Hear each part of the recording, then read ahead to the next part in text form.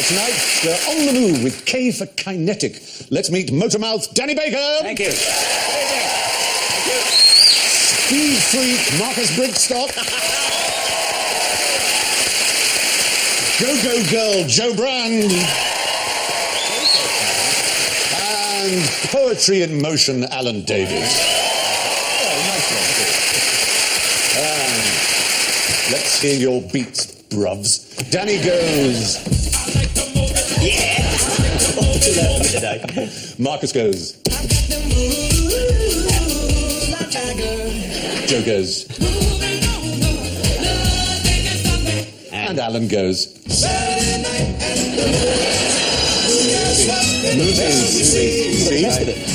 Kinema was originally what cinema was called, from the same word as kinetic. It was kinematic, moving, a moving picture. Well, kinetic, of course, means anything to do with movement. So for heaven's sake, let's get moving. Where will this get me? I'm going to find my broom here. If I were to move my hands together like this, what would happen? Whether I did this one a bit more than that one, or that one a bit more than that one, what would happen at the end, when my hands met? The heavy end would fall down. No. Extraordinarily, when you do this, you will always find it meets at the centre of gravity. Oh. Always. Because the resistance from the heavy end as long as you're just slows... sort of doing it without thinking, you know, it just meets up like that. And it balances. It doesn't actually look a very Try it, natural implement in your hand. You've got one. Maybe it'll look more natural in yours. Yeah, You can ride it home tonight. There we go. You've all got one, so try it. Obviously, everybody except Alan. Now try properly. Obviously, the left hand won't be as strong as the right. Is it working for you, Marcus? Yeah. God. No, Joe isn't even trying. No, well, I can tell you, there are women all over the country going, look at the silly bastards, we've got to clean the floor with it. Oh, man, I've been trying this all afternoon, and I can't make it do anything else. No. It's like it's got a Uri Geller touch about it. That's bizarre. Well, that's really disappointing. Yeah, baby. I'm completely astounded. We're all very disappointed. Every single person who's tried this. Is there any money in it doing it wrong? Huh?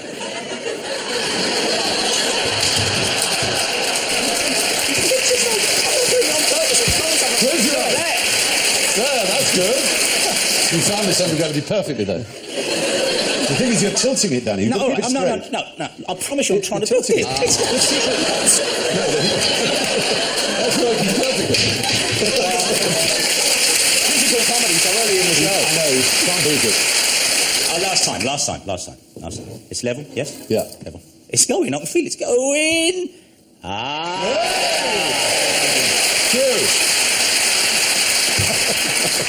Good. And this, now that's interesting. Why do you think you can balance it with the centre of gravity so high? Because we know where the centre of gravity is. Because I'm a genius! That's right. But if you try and do that from the bottom end, but not grasping the brushes, literally just balancing on your palm, it'll just fall over. You mustn't grasp it. Hello. That's really good, actually. Yes. I'm just I think the show's broom techie. You might need a word after the programme.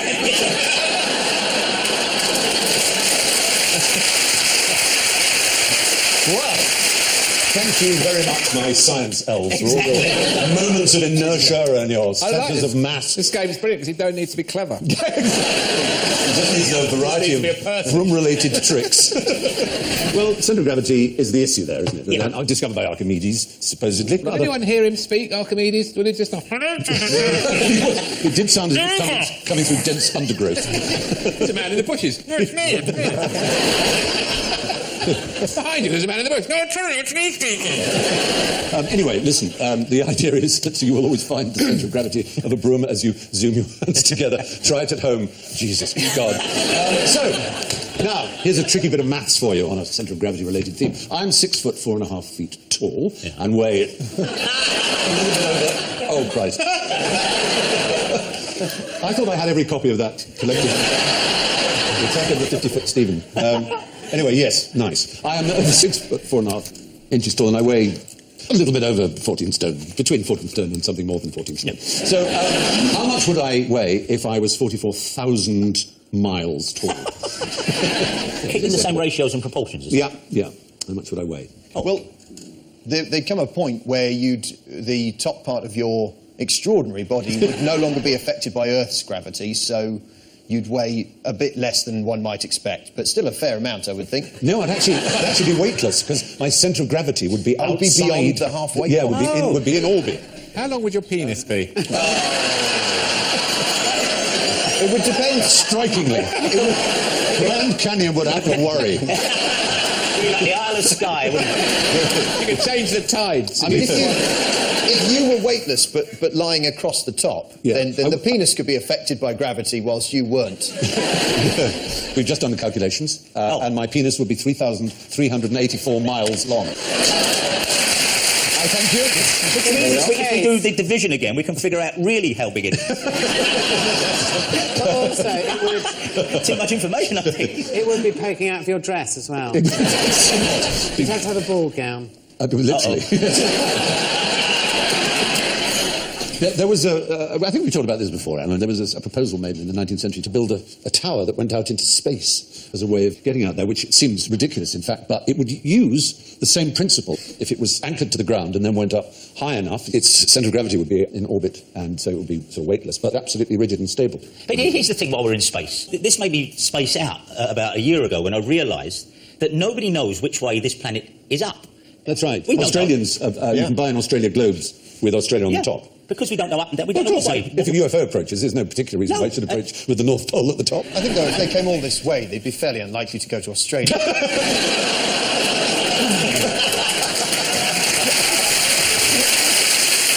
This programme has been raised in Australian Parliament. Yeah? Yeah, someone said, why is the Australian taxpayer, not paying for homemade Australian entertainment, but paying for wall-to-wall bloody Stephen bloody Fry? It's QI all bloody time. Oops, I apologise. You don't have to watch us. No, we love it. We're so popular in Australia, don't we? Yes. Yeah, exactly. Very nice. How do we get there?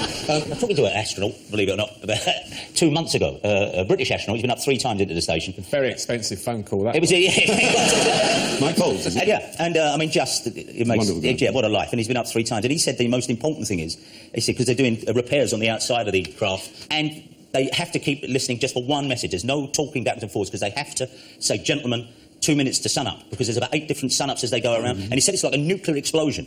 He said it's the one thing you have to remember. He said visors down every time, because it would... There's nothing to filter it, is there? There's nothing. It would come straight at you. Like he said. And also the space suit while we're there. I couldn't ask dumb questions. Are they off the peg? Because they all look the same. Or he said no. He said the suit itself costs £35 million. What? Each one. I know a is chap on tailored. Jermyn Street that'll do it. Or you can get them in TK Maxx. I mean, and he said, no, you don't go and pick them up. You are measured for it for about 2 years beforehand. It'd be quite cross if you suddenly stacked a load of weight on just before. I don't know how that would work. We've made it. Sorry, I've been to a wedding, had a hell of a weekend. Good nuggets of fact there. Thank you, Jenny. Now, what's the most interesting thing you can do with a hole, a stick, and a Greek? Yes. There's quite a few Greek men I'd like to put in a hole and hit with a stick. From holidays. Oh, do you know the one in the middle? What, Do you know who that Greek is? man? Yeah. No, I didn't go out with a boy. No. As you can tell by the photograph, he's now actually a man. Right, Prince Zorba. Philip. It is Prince Philip. Philip. Well done! Just so surprised when you get something right. Phil the Greek. Phil the Greek, exactly. Where's his arms gone? Arms were added later. When we became the Duke of Edinburgh. Well, when they put on a royal coat of arms.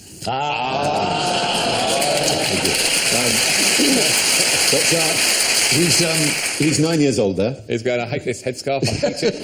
They certainly go for national costume. There's a hole, in case you want to know what one looked like. And there's a stick, in case you want to know what one looked like. But there was a Greek who did something pretty amazing, just with the hole and the stick. Can you think of anything that you might do? Was it hide their sovereign debt? There is no hole big enough. He's a very old Greek. He pretty old, Eratosthenes, his name was. Did he drop a stick down a hole? He looked down a hole at a particular time of year.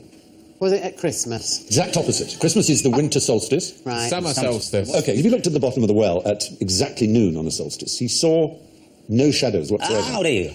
And he worked out with extraordinary cunning, he knew the distance from there to another place, 500 miles away. And at exactly the same time, he put a stick in the ground, and the sun was at an angle Oh, gotcha. of 7.2 degrees from overhead. So he worked out from this information that the Earth's circumference had to be 25,000 miles. And so he worked it out using a stick in the ground. In fact, we now know the actual figure to be 24,859. That's how close you are. I know. Yeah.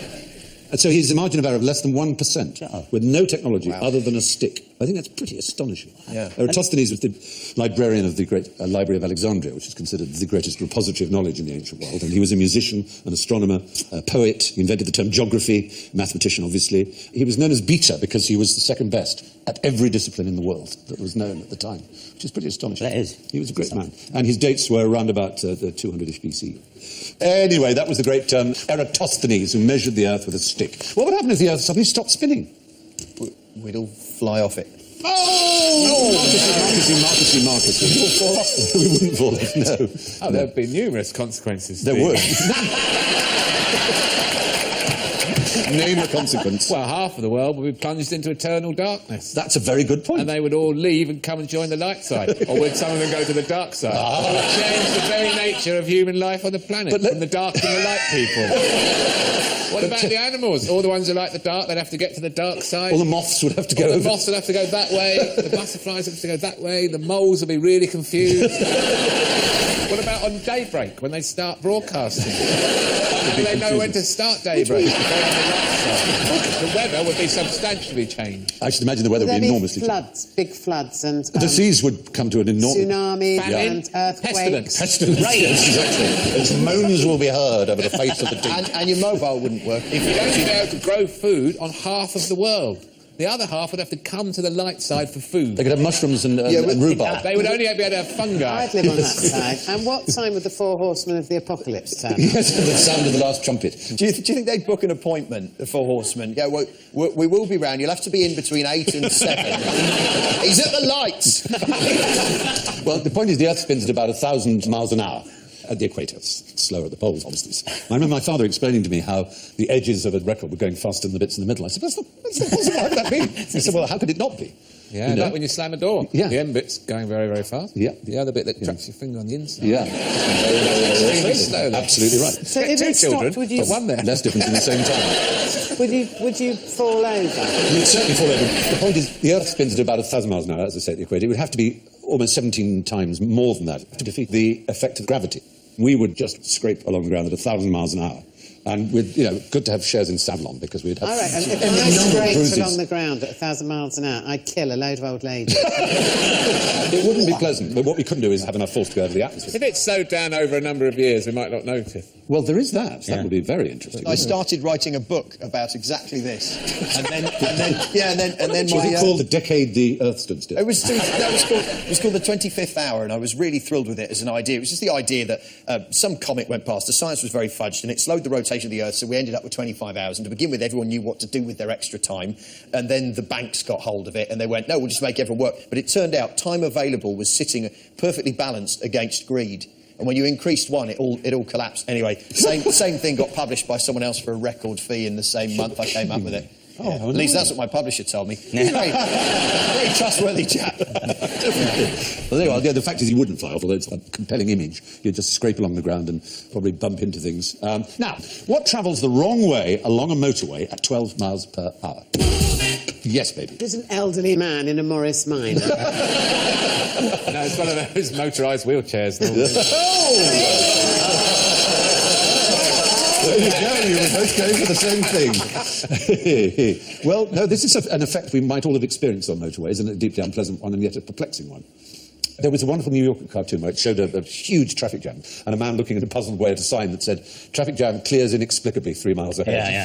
And that's the phenomenon we're looking at if you drive. You know that sometimes you can be in this terrible traffic jam and then it will magically clear. No cones, no police, there's never not been anything wrong, and you think, well, what was that about? And there's a science which is like fluid dynamics, but they use things called kinematic wave equations. And what happens is a car will suddenly brake, and the car behind it will brake, the car behind it will brake, and so on and so on. And it sends a ripple effect back through the traffic. And the one ahead can start off again quite cheerfully, saying, oh, it was only a pigeon diving up my windscreen. But the other ones are still slowing down. And they continue to, going backwards. There you see them backing up. And they continue to back up for quite long distances, while the ones ahead are free. Then they've discovered that pulse backwards of braking travels on average about 12 miles an hour. And can cause big jams. Presumably, you get the same effect when there's a police car in the slow lane doing 68. Oh, yes. So annoying. Everyone doing 68, yeah. If I bet police love that. Do you ever give them a look? He's going 71, shall we? Shall we?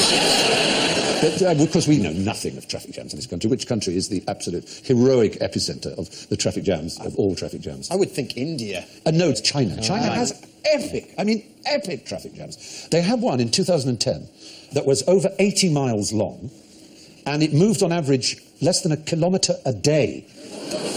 I'm not kidding you. That's how bad it was. And they're so bad regularly that they now have quite profitable services where you call up this service and they arrive on a motorbike, 2 people on a motorbike. One gets in and takes your place in the traffic jam, and you get on the back and the other one drives you through the traffic. But can you imagine? Do people bring you things like when you get a phone, a pizza and that? Probably. They're an enterprising people. Chinese, I should imagine so. But it would be very difficult. I suppose if you bought the pizza on the motorbike, you'd be all right. But it'd be quite frustrating to order the pizza. You know, we're at the light, so we're 4 days away. I was quite impressed. I went to Las Vegas last year, and they have those billboard trucks that say they can deliver a hooker to your room in 25 minutes. But the pizza still takes half an hour. So what I worked out is that you could, if you had the resources, get the hooker to pick up the pizza for you. Absolutely brilliant. Oh, wonderful. Wonderful. You still have to pay for extra toppings. I was going to say. Heavens above. All kinds of, yes, very fine.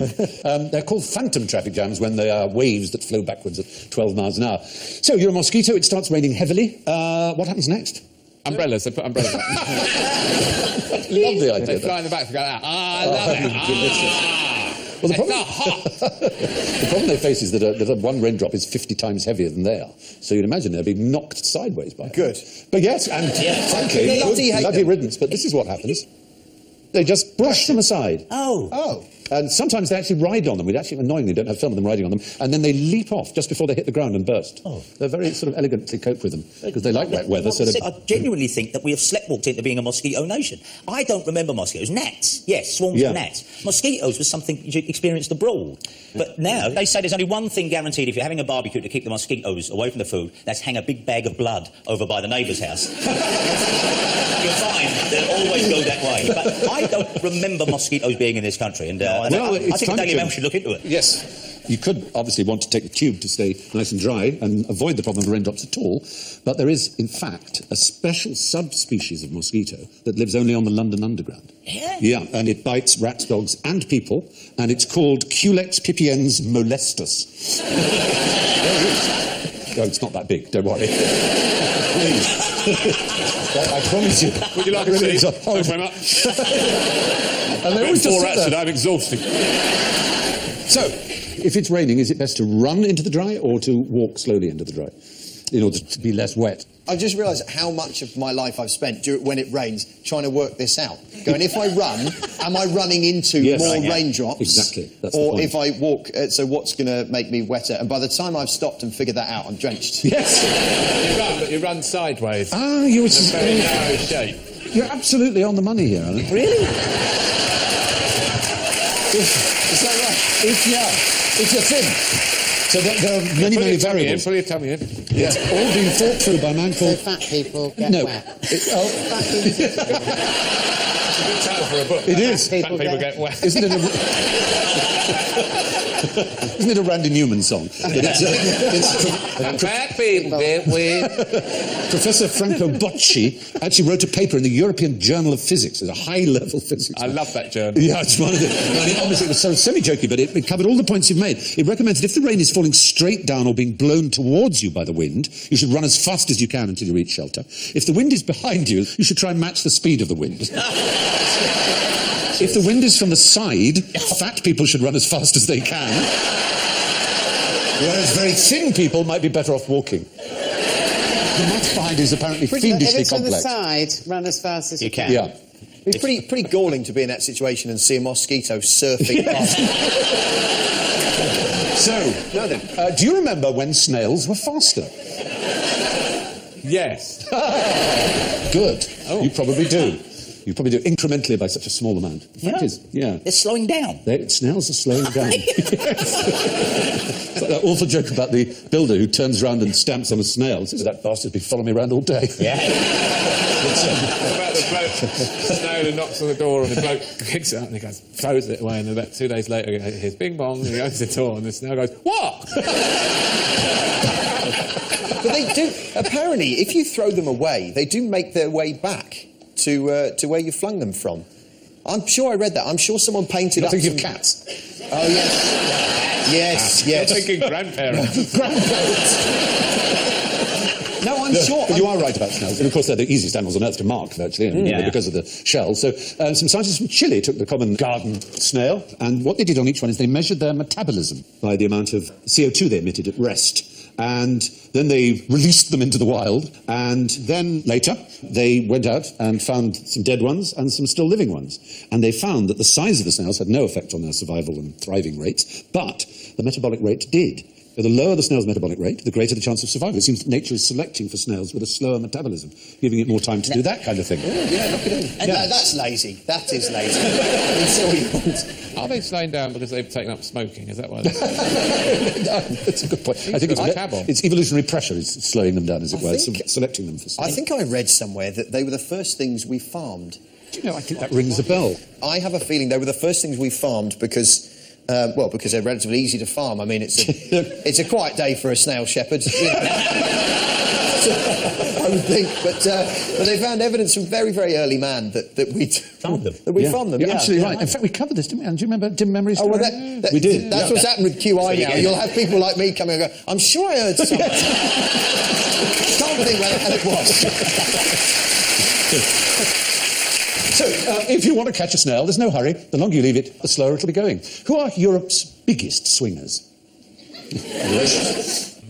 Germans. The Germans. Oh, dear. Here we go. Could be a long ride. The Dutch. The Dutch. That's an interesting one. Damn and curses. Don't say any Scandinavian countries, whatever you do. Very Do you mean wise. swingers like that swing from things? I or literally swingers do, that are married couples looking for some excitement? Cunning you have seen through our ploy. It is indeed the more literal former. I.e. people I don't know who anything about use that. swings in a sporting way. They have... I do about the other. Yes. They have a national pastime which is called kiiking or kaiking. K-I-I-K. Hungarians. Oddly enough, it's one of only 2 other countries that has a language which is based on the same language as Hungary. Iceland. No, Finland. Finland is one of them. It's Estonia. Bizarrely, yeah. Estonia, Finland, and Hungary are part of the Finno-Ugric linguistic I had a family. UKIP leaflet came through the door saying that's how they're going to get in, using big swings. all of them, apparently, the whole lot. They're all just going to swing in. Well, they will take up space in our parks, swinging right. in a way that we've never seen before. Behold, kiiking. They can swing better than we can. And you'll see something that we thought was impossiple when we were children. You start off like that. You haven't got Daddy to push you. He's not going to go round the top, is he? He's not going to go over Is the he? top. Surely he couldn't. Look at that big leg thrusts. Big leg thrusts You can at just the have right moment. someone's eye out. Hitting the resonance of the pendulum just at the right moment. He's been to see Matilda. Oops. Now he's higher. Come on, baby. There he goes. Yes. Wowza Rooney. And then nearly up then. So, that's the sport. Now, That's tremendous. The interesting thing is those arms, they are adjustable. So everyone has a go. When they've all done it at that height, you then extend the arms telescopically, bracket them up, and it's a bit like the high jump or something. All those who can't do it drop out until you've got a winner who's got the longest arm setting and has done a complete 360-degree You'd have turn. to raise the height of the axis, though, wouldn't you? That'd be very important. Yes. Otherwise... I mean, it's good. It's nice to win, but... No, exactly. Well put, absolutely. They look obviously immensely strong, and I imagine the thighs are very strong, getting that real kick in, because they haven't got I'm Daddy imagining pushing. the thighs now. Picture. Immensely The strong. kid, they mates would push you, and and they wouldn't stop. Oh, I know, and you screamed. Have you seen the one where kids put a moped on its side and they put the back wheel of the moped against the bottom of the roundabout with some children on it and then hit it? Yeah. And my word. It's one of those you can't look, but you also can't look away. So they start going, and then they're like, like this, and they come flying off. Oh, my God, the thing happened that you thought would happen with the Earth. Exactly, yeah. And they say kids don't get out enough these days, but there they are on YouTube. being brilliant. Imagining new forms of torture for their fellows. But I think the thing about taking kids to the swings is that it's such a weird mixture of incredibly stressful and really boring at the same time.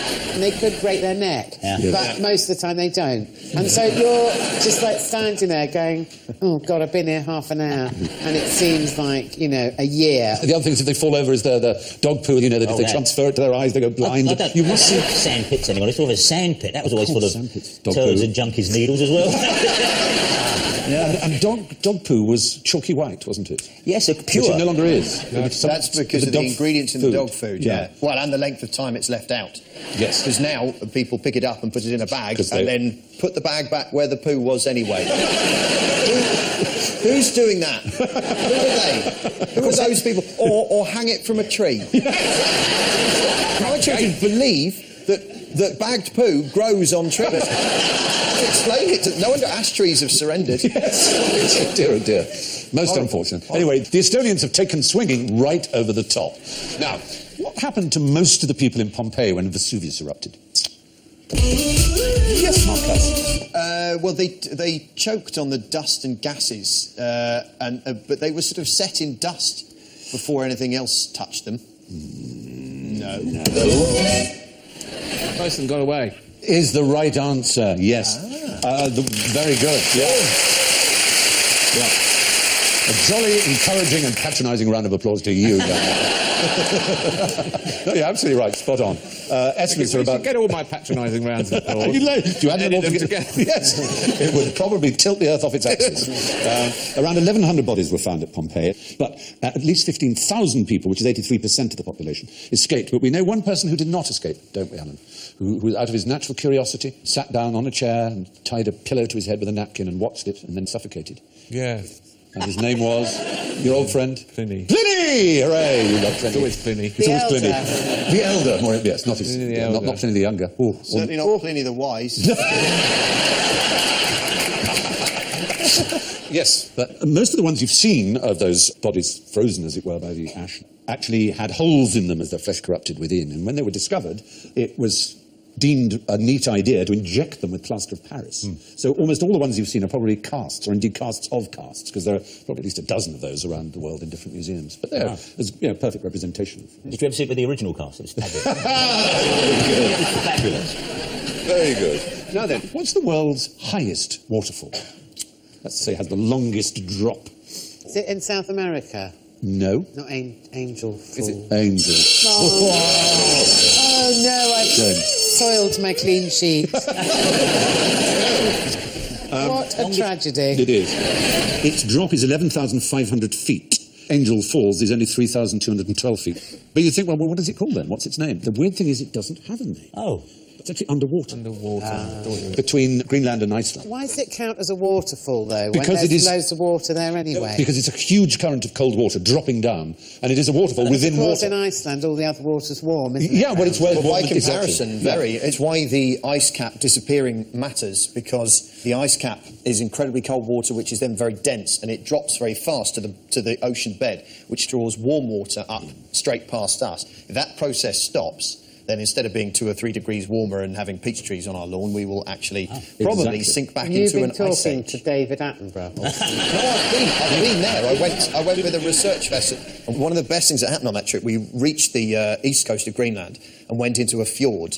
And they wanted to sort of film me floating between icebergs. And I got in this survival suit and got in the sea. And as I was climbing down the ladder, this guy says, oh, there's a seal in the water. And I thought, oh, that's good. It'll make the film really exciting, brilliant. And as I let go of the ladder like this, you can hear him say, oh, no, hang on, that's not a seal, it's a bear. And you can see on this mother bear, mercifully, with 2 cubs on her back, otherwise she'd have been a lot quicker, is going across the bay like this. And then she goes...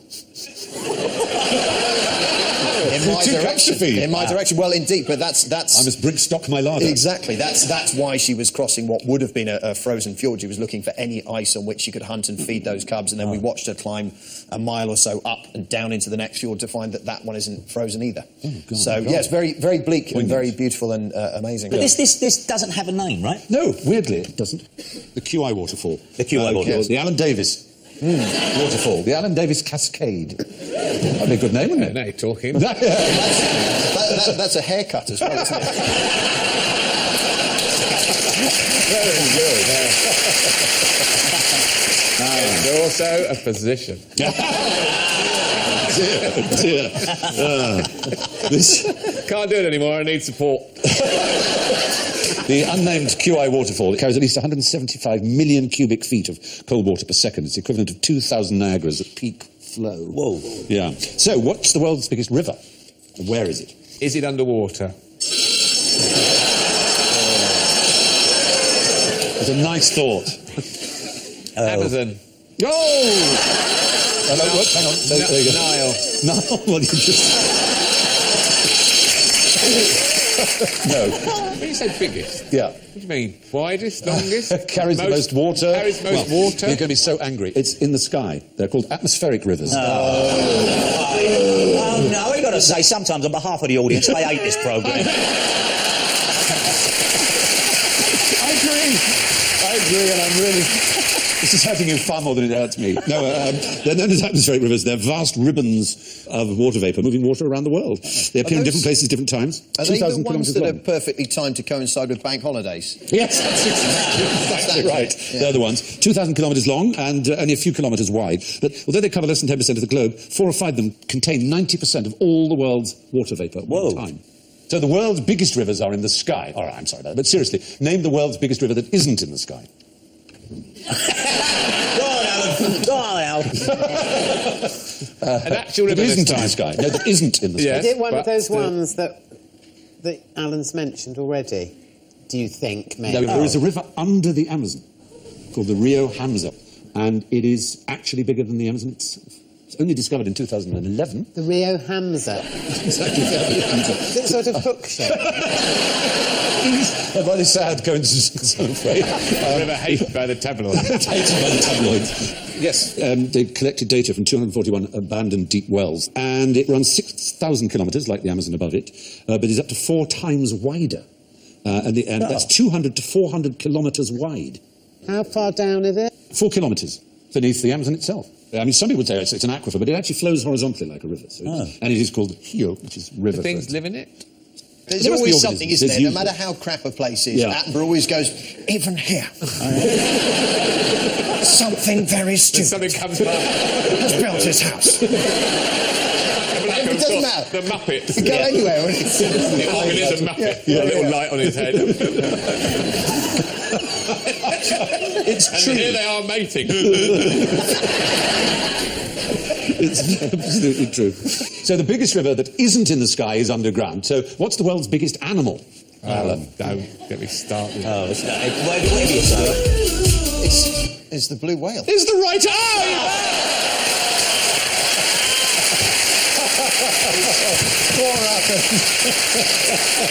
Oh, it's so I was allowed to say blue whale, except me. It's the biggest animal that's ever existed, lived bigger on the earth. right. Bigger than any dinosaur. Absolutely correct. Yeah. Magnificent. Tongue as things. big as a bus. And we know So next to annoyed. nothing about them. You're right. We don't know where they go or anything. They pop I up know where from they time to go. time. I know everything about them. They're on the minus side of the debit ledger, don't they? Yes, Their exactly. tongues the size of a Mini Cooper. Noise Yep. like their heart. Oh, poor Alan. I was so sorry for you. But they are mysterious and extraordinary and beautiful animals. And they're huge. Oh, fuck. And let's see.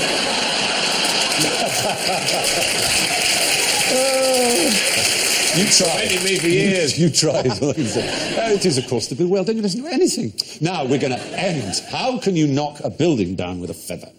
And like the Shard, for example. You could knock it down. I could knock it down if I prepared things correctly with a whisk of a feather. But not using any electronics. Very large feather. No, I've actually got the feather here that I'm going to use. It's nice and pink, so it stands out. That would be the feather I would use. Do you tickle the architect while he's doing the plans so that they're all off like that? It falls out. And then they make it go. It didn't work. Stephen was tickling him with a feather. Cunning thought, but no, this is the existing standing Shard. And you could reduce that to rubble with a feather. Yeah. Shall I show you? I'll show you the principle. This is my little template to show me where I have to go. See, I got them down. Here, and here's my big load. Oops. There we go. Now, what we've got here is, in varying sizes, kind of dominoes, you can see. And the idea is that each one is just 1.5 times bigger than the one before it.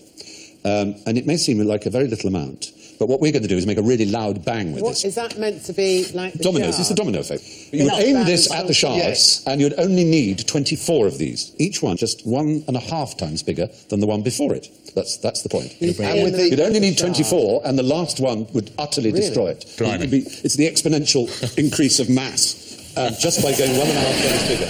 It's all right. It can only fall. Yeah. I've got a splinter off my broom now. Careful. Right, here we go. We've just made the security services job that much more harder. You can bring down the shards. Here we go. So you imagine... hijack aircraft anymore. We're going to QI's giving it away. So imagine this increasing up to just 24. And you'd start with one movement of a feather and all the potential energy stored in these and all the mass of them like that. And you just have that effect like, whoa. Wow. There you go. That's pretty good, isn't it? That's brilliant. Bravo. Where did you come by such a camp feather? The awesome thing was, I was asked to choose a colour, and I immediately went, I think this one stands out. It is a lovely feather. There's a bird of paradise somewhere having a very problematic flirting season. We've run out of energy for this week. Let's see the movement on the scoreboard. And oh my word, isn't it fantastic? Clear winner, I want to say, as always, because he's so brilliant, it's Danny Baker with +8. Thank you very much. In fantastic second place with -5, Marcus Brigstocke. I know. A very close third with -8, Joe Brand. You must have -47. Poor wee soul with -56 in fourth place. It's Alan Rose.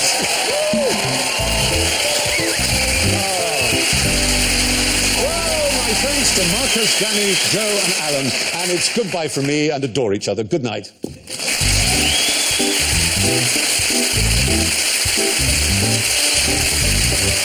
Sarah Millican, Sean Ryder and Elvis Presley. Never mind the Buzzcocks in just a moment on BBC Two, while Roger sells photographs of himself to the media.